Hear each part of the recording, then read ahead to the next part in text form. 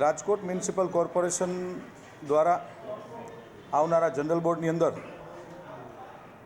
સફાઈ કામદારોની part time કાયમી ભરતી કરવી એના માટેનો આજે નિર્ણય કરવામાં આવ્યો છે.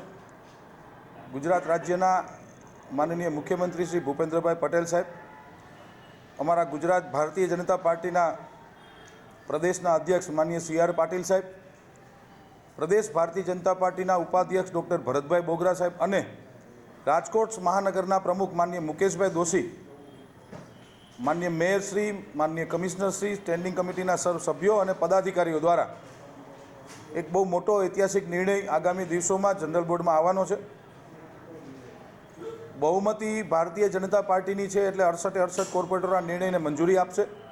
આગામી દિવસોની અંદર સફાઈ કામદારોનું પાર્ટ ટાઈમ સેટઅપનો નિર્ણય અમે કરવા જઈ રહ્યા, જે 40 વર્ષે આખા ગુજરાતમાં પ્રથમ વખત રાજકોટ મ્યુનિસિપલ કોર્પોરેશન દ્વારા અમે લઈ રહ્યા છીએ.